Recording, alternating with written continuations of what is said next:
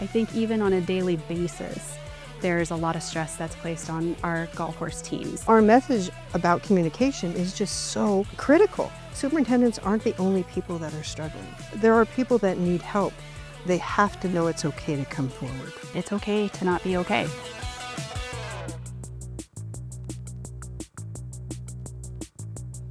Stacy and Kee, welcome to Changing the Business of Golf. Thank you so much, Gary. Gary, for having us. We're so excited to be here. Yes. Well, it's great to speak to you. In this series, I ask our guests about 3 things they would do to change the business of golf for the better. Today, we're going to be talking about mental health and mental well-being. But before we get into that, just tell us a little bit about yourselves and your involvement in the golf industry. Stacy. I would love to tell you. Thank you, Gary. So my name is Stacy Stellflug, and I am an associate professor of nursing at Montana State University in Billings, Montana, and also a nurse practitioner. And I have been in the healthcare field for 25 years, have always been a part of the mental health world, but have fully just dove in probably in the last 15 years to be a part of that. I have a really cool person in my life who loves to golf, that'd be Kee. And along the way, started to learn about these, wonderful things that happen to make golf courses possible. Because for the longest time, I seriously, literally thought I could just walk out and the course was always going to be just fine. It was going to be there. The carts were going to be ready. The greens were going to be ready. Everything was good.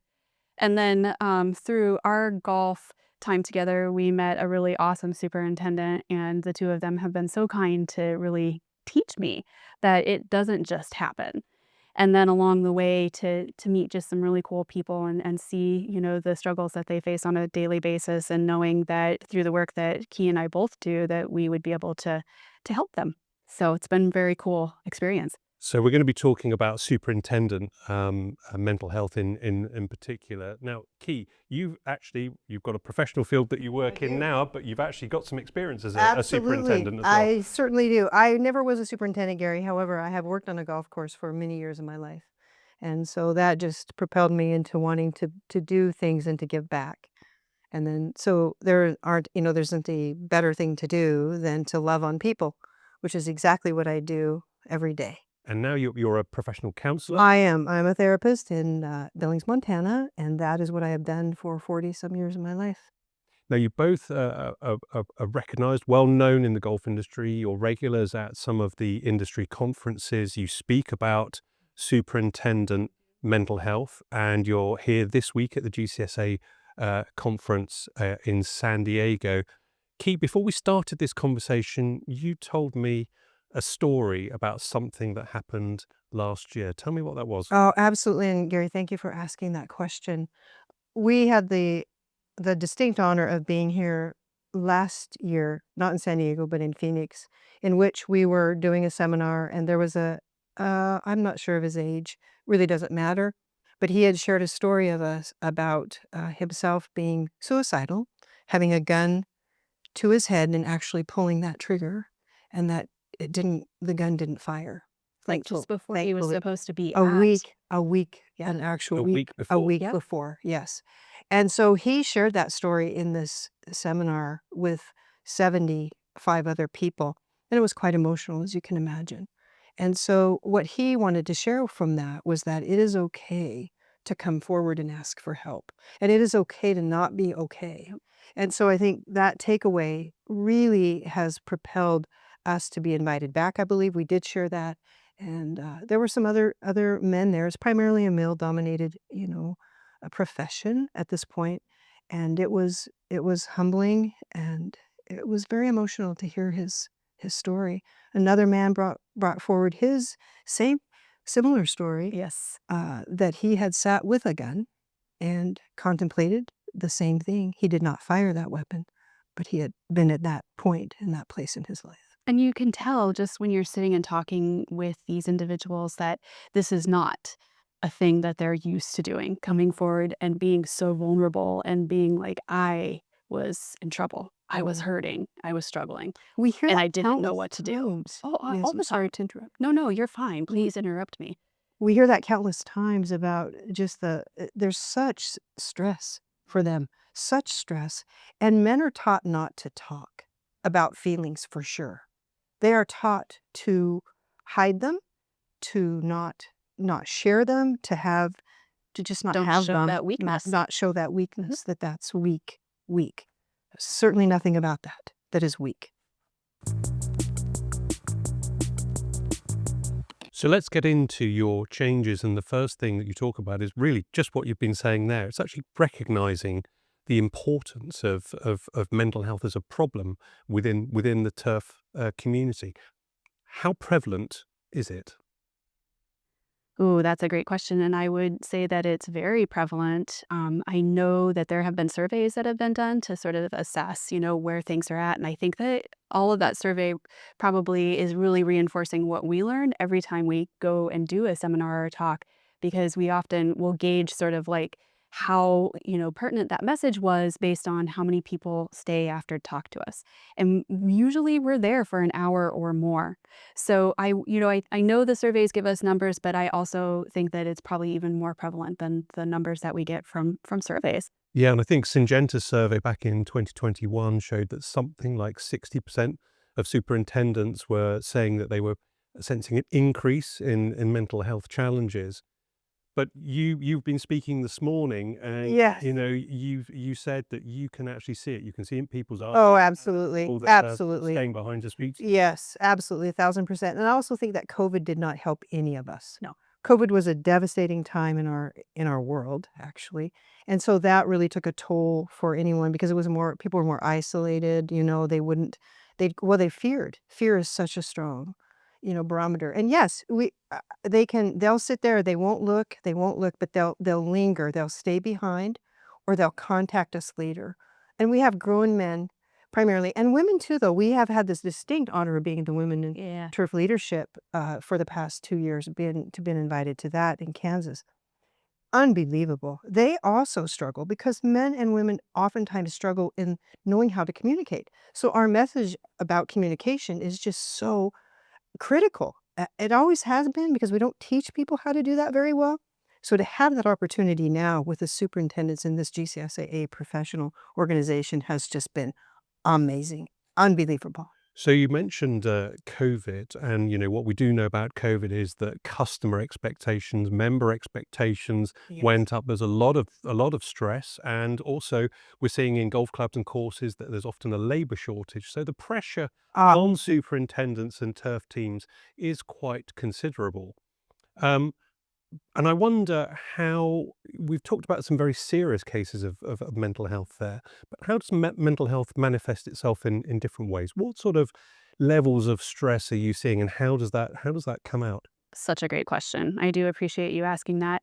I think, as we mentioned, those stories are, the kind of the high end of that spectrum, like those life or death situations. And I think even on a daily basis, there's a lot of stress that's placed on our golf course teams, the superintendents, and everybody else that's involved in that. And it can be something as simple as we actually just had an awesome conversation with a person that's in the industry who said, "How do I tell my boss that I am so anxious that I can't even get out of bed in the morning sometimes?" It would be different, if this person had like a broken arm and they're like, "Hey, I got a broken arm. It's going to be kind of hard for me to do my job." But because it's not obvious, sometimes I think people don't fully appreciate the effect that it has on that individual, but then also on their ability to do their job. it's They not just safe, and it's Yeah, not safe to come it isn't. forward. That Yeah. safety factor of that psychological safety that we would afford someone to be able to come forward, such as this individual that you're speaking of, it just doesn't exist. And that's the importance of that communication and the ability to use your words to come forward to say. And we're very much talking about the individual here, but to put a business angle on Right. this, it has an impact on the business because it's going to affect a team. It's not just affecting an 100%. individual; potentially, it's affecting a whole team.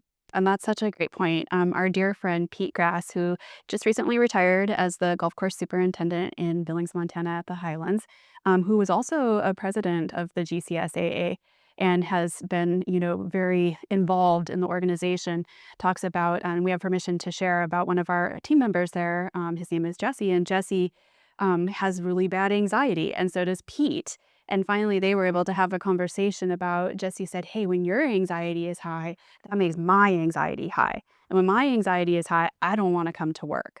And so he would miss work because it was just too hard to go. And Pete realized the effect that his emotional health was having on the team. And that by working, actually, we worked with Pete quite a bit. We still do. He, is definitely a huge part of our life.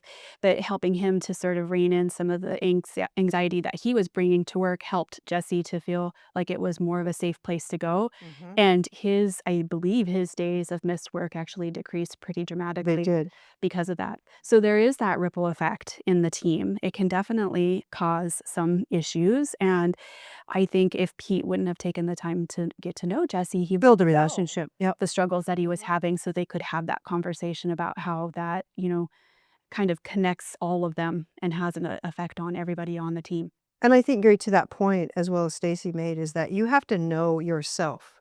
You have to have some degree of insight into you to know that you are struggling with something. That is okay to struggle and to ask for help for it. That would mean that you would have to bring that forward to perhaps your GM, to a board or something if you're the superintendent. And that is not always easy to do because the stigma around mental health and mental wellness is just, we're working on that. And that's just so critical for businesses. It's critical for humans. We have a long way to go, I think, though, still. See, we're on our Yeah. way. For We're on our way. Yep, there's And this always hope. message is part of that. And we're going to come on to that in a moment. So your first change for the business of golf is recognizing the importance. And from what you've said, there's a recognition, perhaps to a degree, but for the individual, but also for the club, it's really important that this recognition is there, that mental health is an issue and it needs to be addressed. Agreed. I think that it's very important for clubs to afford that as a place where it's okay to say, I am struggling. I am having a hard time. I need help. And then to give them that space. We recently have a club in our city in Montana that has now affording all of their people an opportunity to come and have some intervention, some therapeutic intervention, which is really state of the art. I mean, it's new. It hasn't been done that I'm aware of, certainly in our, you know, city. And I think what's happened here is that I hope that that will be something that will be available to, all clubs moving forward. Just the vision for that is incredible. Your second change for the business of golf is creating a safe space to talk about mental health, but also creating a wellbeing support program at club level.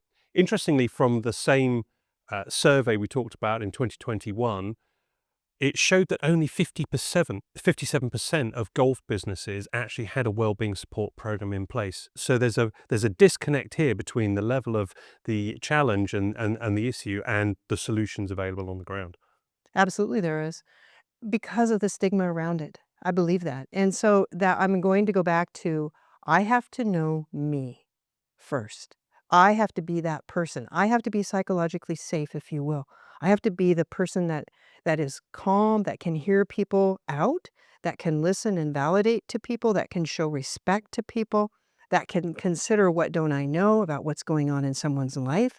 I have to be that person so that they will come to me. And in order to set that environment up, that starts with me. And that is not, we're not trained to do that. I think golf course superintendents are not trained to do that.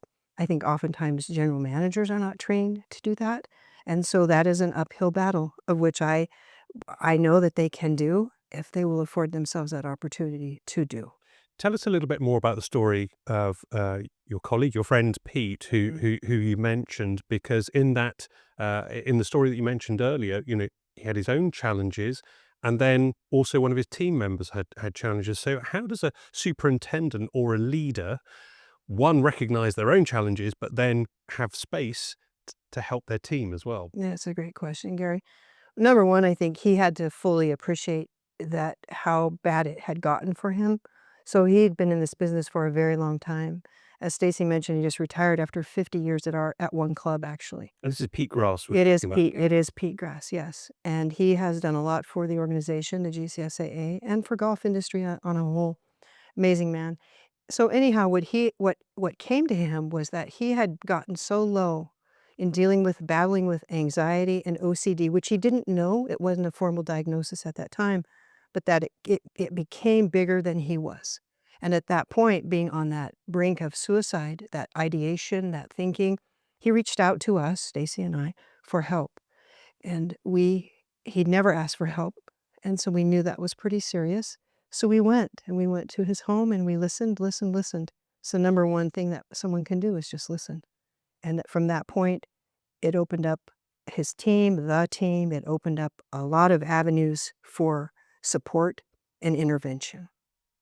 And Stacy, is that the first step in a well-being program, or having a solution to this? Listening is the first step. But Absolutely. what does a support structure look like at a golf club business? I think it has to be a safe place, as Kee mentioned, for people to feel comfortable to come forward and say, listen, I'm having some struggles and I need to get some help, and then helping them to get that help.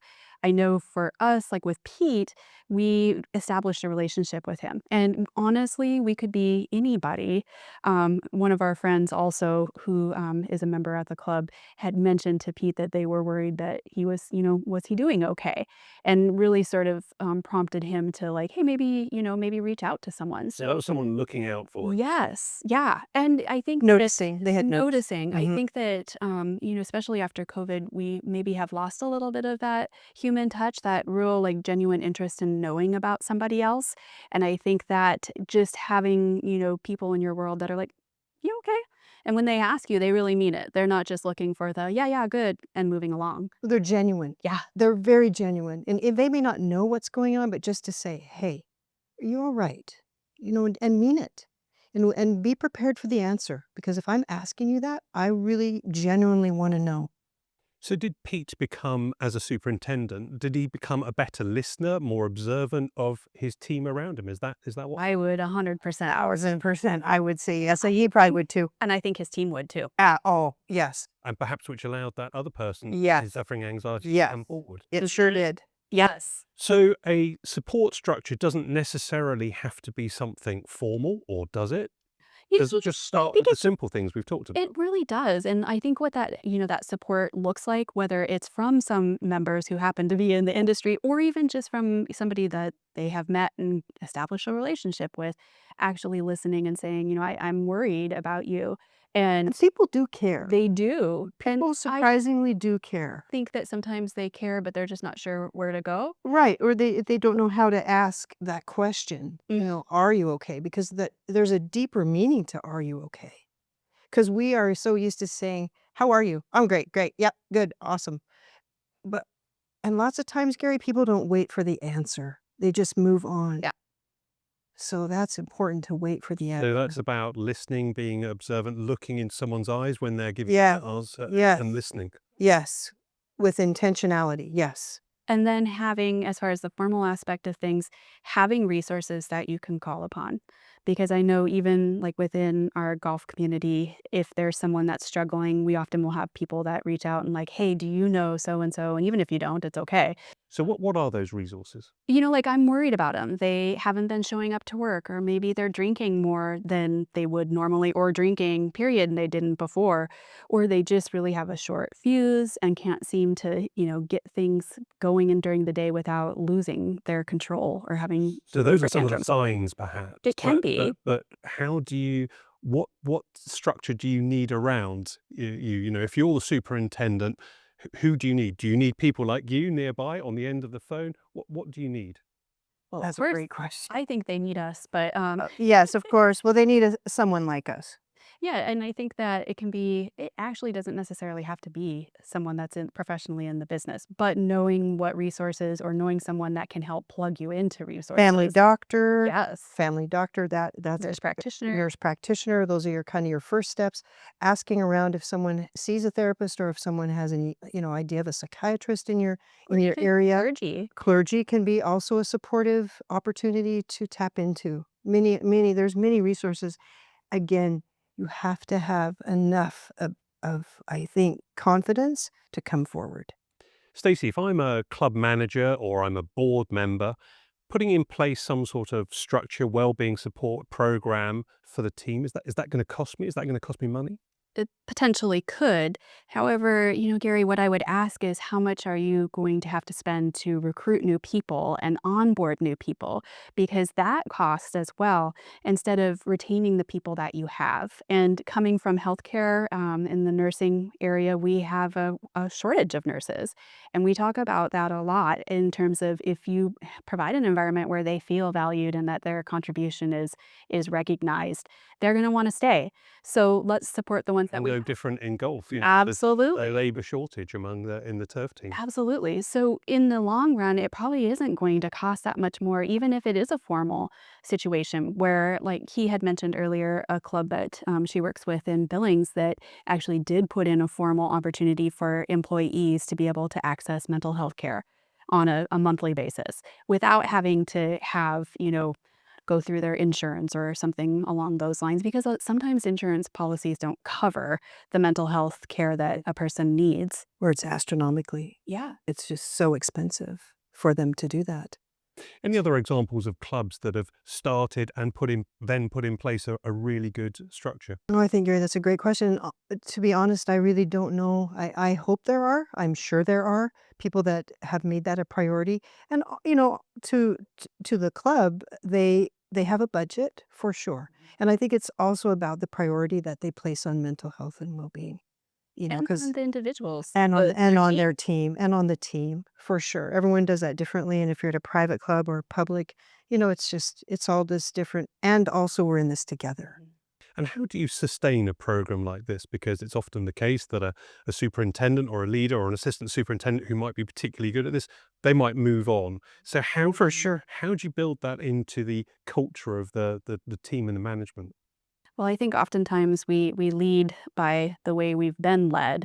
So fostering that kind of communication in younger generations. I know for Pete, his son actually just took over as our superintendent, and he's seen his dad and the way that he's accomplished that. And I think within this industry, there's lots of opportunities for superintendents that have maybe been around for a while to be that mentor. To mentor other superintendents. That started in Montana. We started that after Pete brought his story forward with the article in the GCSAA in the magazine. Then what happened from there was there were other men, other superintendents who offered to be that safe landing spot, if you will, for if you're struggling, and then what he would put them in touch with us, and this could happen, this could be replicated It anywhere, could. and I do believe that that's our goal, is to get that out there so that clubs can see, because superintendents aren't the only people that are struggling. There are restaurant people, there are in-house, there are all those people that help a club run, professionals, the pros. There are people that need help. They have to know it's okay to come forward. So create that safe space and start putting that structure in place. That's what's going to help clubs. I think so. It's as easy as that, Gary. Your third change for the business of golf is about communicating better. Tell me about that. Oh my gosh, Gary, this just gets me so giddy to talk about communication because through my career, it's really all about communication. Everything we do is about communication. We're doing that right now. We're communicating. And to me, it's built around respect. That's the cornerstone of everything we do. Oftentimes, what happens is people do not know how to communicate. They're doing their best for sure.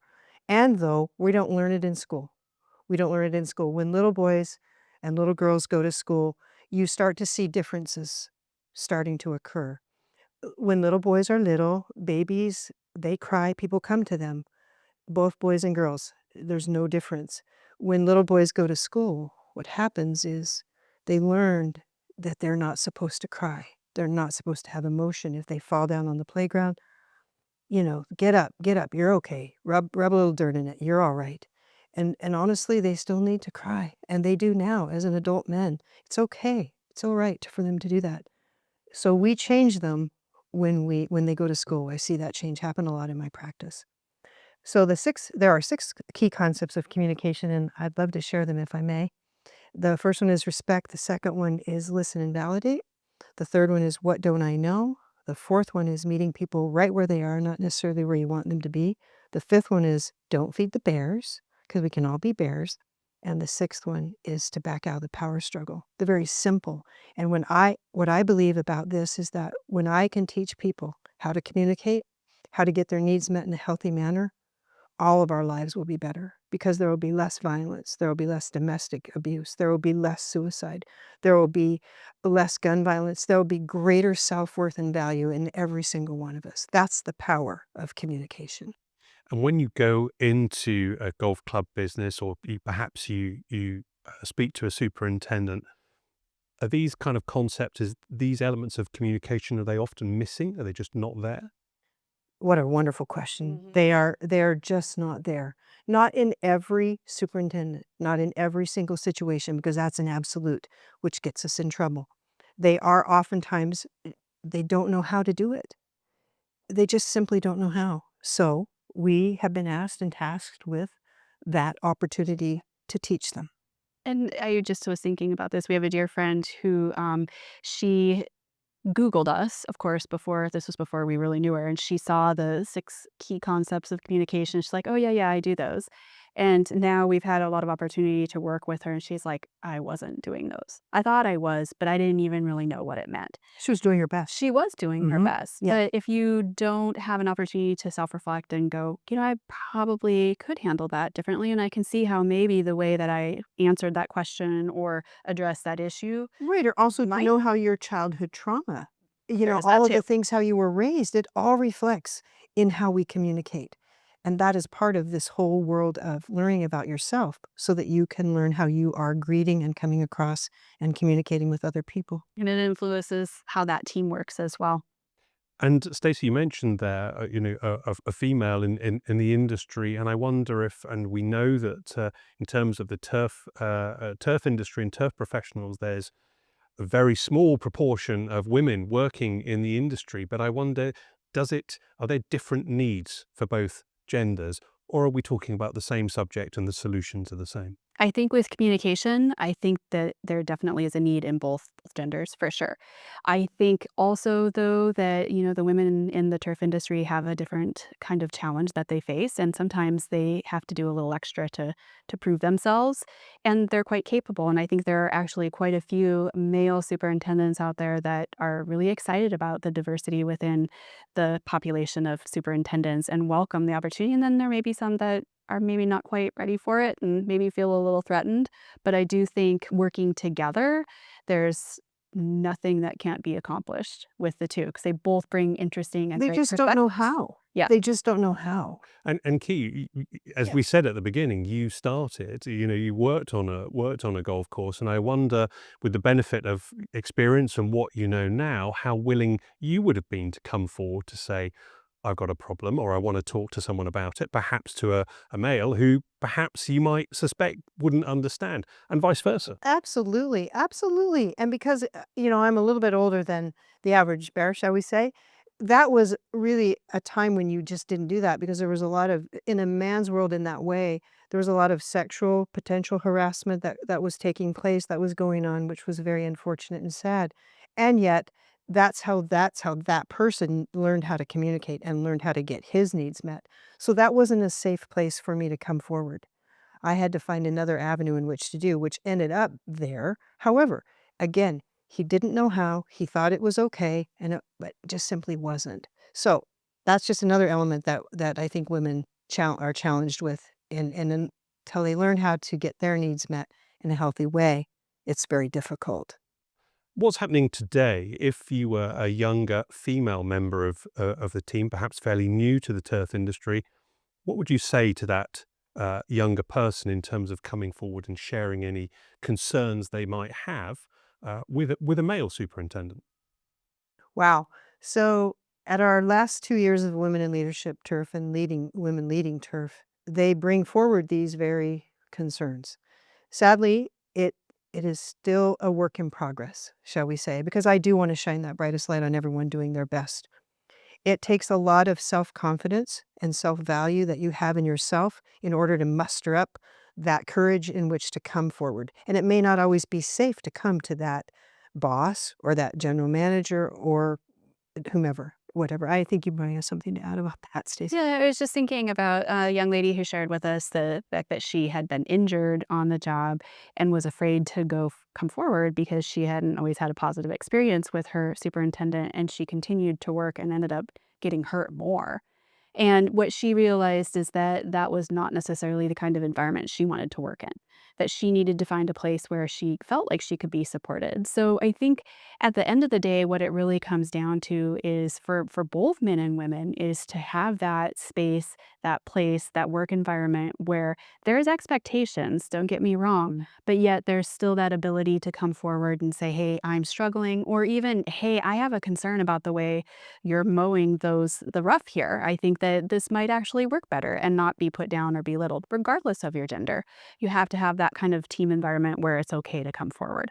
And I guess, Kee, this comes back to the principles of communication. If they are in place, then the right atmosphere, the right space should be there for Yes. people to talk about it. Yes, it's culturally, it's your culture. It is the culture of your organization. It is the culture of your team that all the parties that are a part of that team, that's the structure from which they work from. Respect is the cornerstone. That's where it begins. From there, we may not always agree, and that's okay. However, I would love to have an opportunity to come forward with you and be heard and be listened to and be validated. And that way we can work through anything once that starts to happen. So just in practical terms, your 6 steps, I mean, what might a club or a superintendent do? Literally pin those up on the board, write them on the wall, put them there so everyone can see them? Absolutely. That's a great start. I would be honored to have that happen. I want all the people in all of our world to learn how to communicate differently. I want all the people in all of our world to learn how to love who they are and to know that they're good enough just perfectly how they were made. And are there any examples, Stacy, of clubs, courses that have done this sort of thing and actually seen a noticeable difference within their teams, but also perhaps within their business as well? I don't know that I can speak specifically for clubs, but I will tell you as an educator, I actually included the key concepts in every single one of the classes that I taught at the beginning of the semester. And Key would come and share the concepts with these young nursing students, especially just, very early in their careers. And it was amazing to me, and I didn't fully appreciate how amazing it was until there were a few semesters where we didn't have them, and the nursing staff on the floor, and then sometimes the parents and the patients would be of the patients' parents would be like, what's different about this group? It doesn't seem like they're as willing to listen or to communicate, openly with us about our concerns. So I have personally seen it be very effective in groups, even just that early introduction. The other piece that I think is really important is that it starts with me. I have to be these things that I wish other people to also do. So I have to be respectful. I have to be able to listen and validate. And I have to be able to be kind and set that kind of an environment up so then team members that I'm working with or colleagues that I'm working with know what to expect from me. And there's not ever a like, oh, is she in a good mood or is And she in a bad consistent, mood? that speaks to that consistency that Absolutely. really affords people to feel safe. And so I have seen people post them though. They'll have them like on their right on their phone or on the side of their computer screen. Several of the nurses that I've worked with have it taped on their mirror, and they'll be like, "I'm going to really work on this one today," And Pete and had him in bringing them his all office. together. Yeah, Keeping it simple. keeping it It's simple. very That's right. simple. They're not sexy necessarily, and though they work.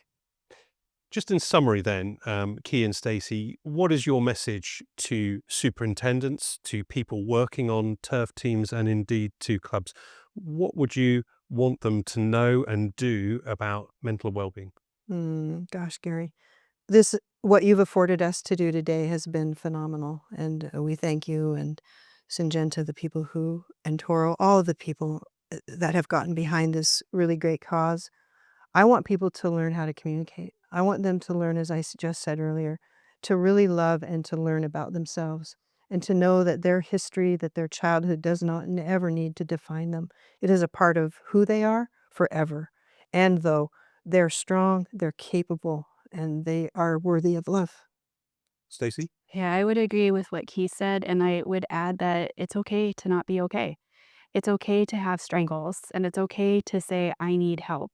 And the hope is that it's an environment where that person is going to get some support and help them to move through those struggles and or to be a support for someone else that's also struggling. Well, Stacy and Kee, thank you very much for coming on Changing the Business of Golf. Thank Thank you you, so much, Gary. Gary. We appreciate you. Yes, thank you so much.